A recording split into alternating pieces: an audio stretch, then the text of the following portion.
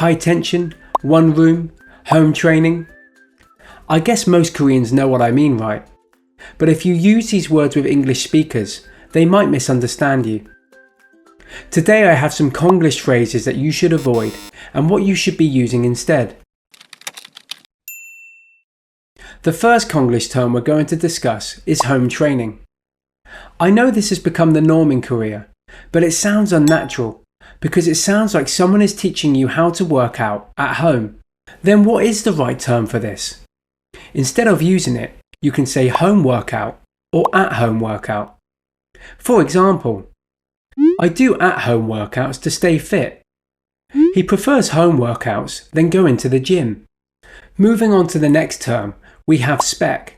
I've heard some of my students say, I need to develop my spec to get a decent job.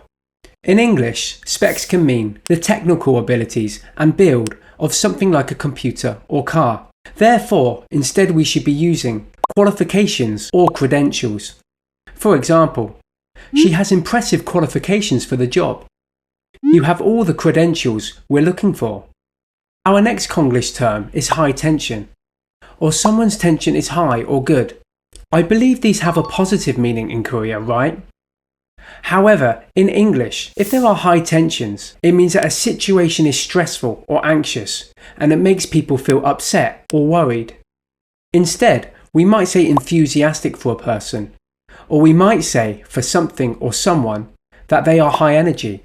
For example, she's always enthusiastic in meetings, or this conference is high energy. Now, let's talk about Leeds era. This references the British football player Alan Smith, who gave his best performances during his time at Leeds Football Club.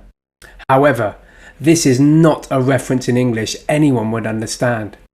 Instead, we might use the noun heyday to talk about a time in the past when we were at our best. We use the structure in plus ones plus heyday. For example, in my heyday, I could easily run 5 miles without breaking a sweat. We could also use the expression in one's prime to talk about the past or present. For example, I may be in my 60s, but I still feel in my prime. Lastly, we have one room. This refers to a house with a kitchen, a bathroom and a room without a separate bedroom. In English, we use the word studio or studio apartment instead of one room. So you could say like this: she rents a small studio in London.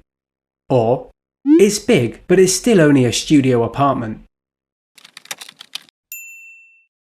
And there you have it. If Konglish comes up in the future, try and think of the English expression too.